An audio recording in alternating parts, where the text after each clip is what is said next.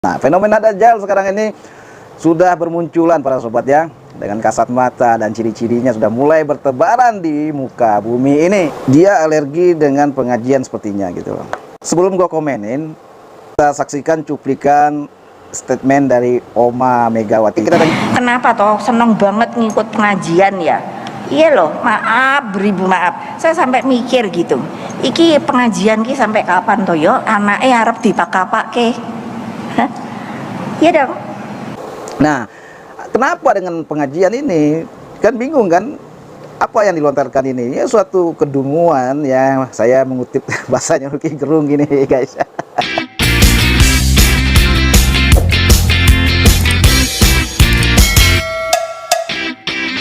Halo guys, assalamualaikum warahmatullahi wabarakatuh. Sobat Islam semua, apa kabarnya? Semoga para sobat selalu dalam keadaan sehat untuk keimanan dan ketakwaan kepada Allah Subhanahu wa Ta'ala. Para sobat, bumi yang kita tempati sekarang ini sudah tua ya. Sekarang kita tengah berada di akhir zaman ya, menjelang mendekati kiamat. Ciri-ciri kiamat sesuai apa yang dinubuahkan oleh Rasulullah, antaranya yaitu akan datangnya Dajjal ya. Siapa Dajjal ya? Para sobat beriman yang sering belajar ilmu agama, yang sering ikut pengajian majelis taklim pasti tahu siapa itu Dajjal. Nah, fenomena Dajjal sekarang ini sudah bermunculan para sobat ya. Dengan kasat mata dan ciri-cirinya sudah mulai bertebaran di muka bumi ini gitu. Oleh sebab itu saya mengajak dan mengingatkan diri saya dan juga para sobat Islam semuanya untuk selalu meningkatkan keimanan kita, ketakwaan kita. Karena kehidupan yang sementara ini akan dimintakan pertanggungjawabannya. Tim yang beriman meyakini adanya kehidupan setelah kematian ini. Kematian itu pasti datang dan tidak akan mengenal tua, muda, sehat, sakit. Jika ajal sudah ditentukan, maka dia akan bisa datang sewaktu-waktu. Entah kapan, wallahu alam, tidak ada yang tahu.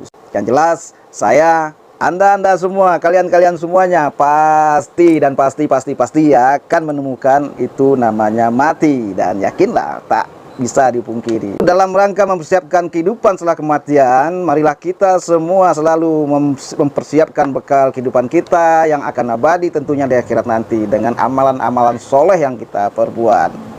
Tentu dengan selalu meningkatkan keimanan dan ketakwaan sehingga nantinya kita terselamatkan dari azab api neraka. Ini khusus bagi yang percaya. Nggak percaya nggak masalah.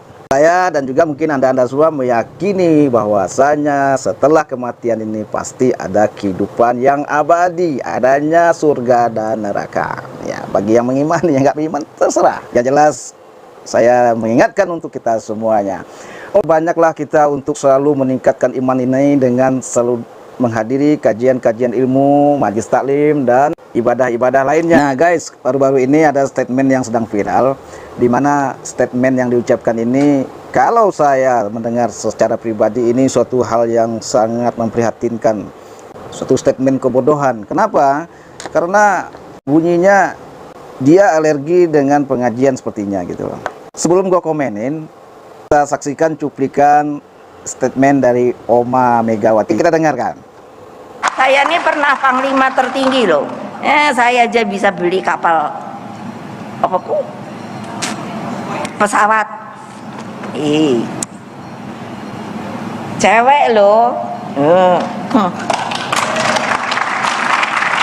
Lah mbok tiru saya dong ya. Aduh gimana sih ibu-ibu supaya menyemangati gitu loh. Saya melihat ibu-ibu tuh ya, maaf ya, sekarang kan kayaknya budayanya beribu maaf. Jangan lagi nanti saya dibully. Kenapa toh seneng banget ngikut pengajian ya? Iya loh, maaf, beribu maaf. Saya sampai mikir gitu. Iki pengajian ki sampai kapan toh yo? Anaknya harap dipakai-pakai.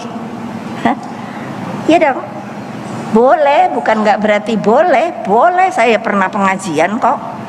Maksud saya, nanti Bu Risma saya suruh, nanti Bu Bintang saya suruh, tolong bikin manajemen rumah tangga kekeluargaan itu. Bukan main guys. Udah dengar kan apa bunyi statementnya? Mungkin para sobat udah juga banyak yang tahu ya. Cuman gue mau komen begini nih guys. Sepertinya beliau ini agak alergi ya dengan pengajian. Sungguh sangat miris sekali ya. Karena kalau menurut pandangan gue, seorang muslim ini dalam kaitannya menuntut ilmu, menambah bekal keimanan dan ketakwaan, tentu dengan terus belajar dan belajar. Ya, ini salah satu tempat belajarnya orang muslim itu, seorang yang beriman itu tentu sering ikutnya pengajian-pengajian dan majelis taklim, ya kan. Nah, kenapa dengan pengajian ini? Kan bingung kan? Apa yang dilontarkan ini? Ya suatu kedunguan ya, saya mengutip bahasanya Roky Gerung gini guys. Guys, kenapa aku bilang dungu? Gua sebagai warga negara yang baik dalam kapasitas ini, gua pribadi ya guys ya, tentu mempunyai hak untuk berbicara dan berpendapat, dan ini dilindungi oleh undang-undang dan konstitusi kita. Nah, dalam kaitan ini ya, dalam undang-undang dasar kita UUD 45 ayat 29 telah menjamin setiap warga negara untuk berhak melaksanakan kegiatan apa yang dianutnya, yang dipercayainya gitu. Kok Oma ini kenapa alergi dengan pengajian ini? Ya kita nggak tahu. Ada apakah gerangan dalam hati Oma kita ini? Di sini perlu saya jelaskan ya buat Oma. Ini Oma. Di dalam pengajian-pengajian atau majelis-majelis taklim, di situ diajarkanlah berbagai macam keilmuan dan hal-hal yang baik-baik tentu, seperti bagaimana menata kehidupan berumah tangga yang baik, bagaimana menjadi muslim yang baik, bagaimana beragama yang baik, bagaimana bertoleransi dan lain-lainnya. Bahwasanya agama Islam itu adalah agama rahmatan fil alamin, rahmat untuk semesta alam ini. Cuman sayang sekali ya guys ya, banyak orang-orang yang menjadikan Islam ini sebagai momok yang menakutkan. Bahkan ada cenderung Islamophobia di sini. Wallahu alam gitu.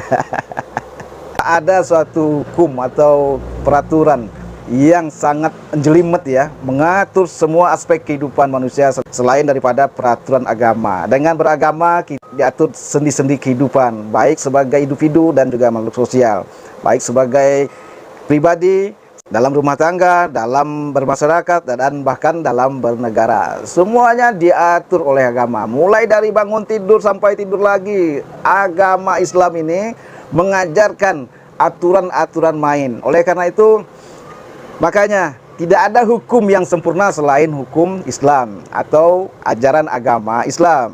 Saya bicara begini karena saya seorang Islam. Nah, dan saya yakin orang yang sering ikut pengajian-pengajian dan kajian-kajian ilmu majelis taklim atau mendengarkan ceramah-ceramah agama, pasti tentu akan menambah khasanah pengetahuan keilmuan bagaimana beragama dan lain-lainnya, seperti yang saya sebutkan tadi di atas. Tidak ada yang salah kita untuk aktif dalam pengajian atau duduk di majelis taklim.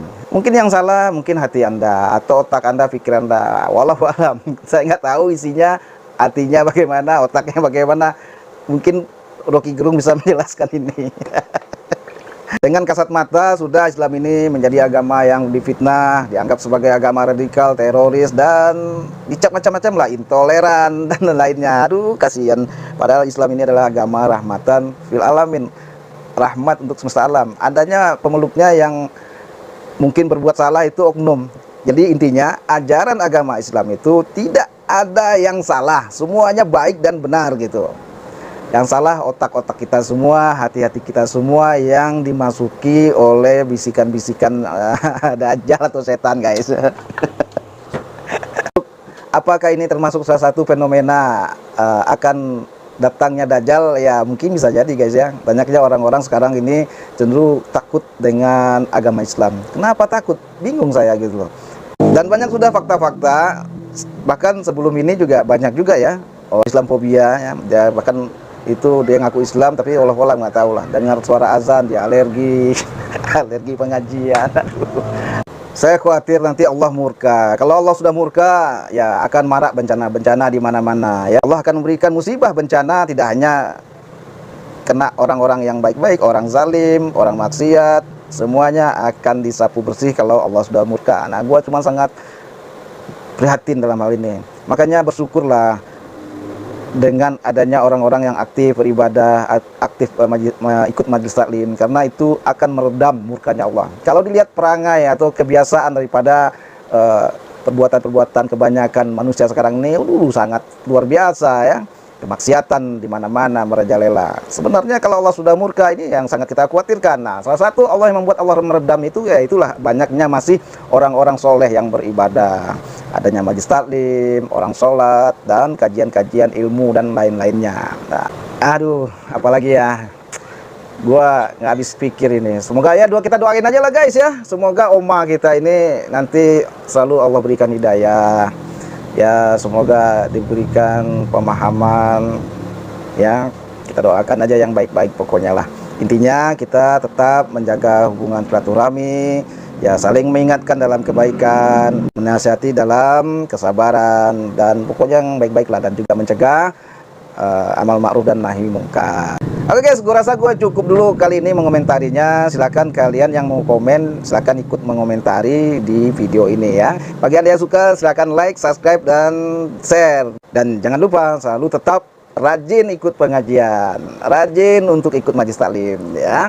Jangan patah semangat, wabil khusus ibu-ibu, terus ikut pengajian, terus ikut majlis taklim ya. Dengan kejadian ini, marilah kita selalu meningkatkan ibadah kita, amal perbuatan kita ramaikan masjid, dan kita tunjukkan bahwa kita umat Islam ini umat yang marhamah, yang membawa kedamaian dan keberkahan, bukan seperti yang dipikirkan oleh mereka-mereka itu.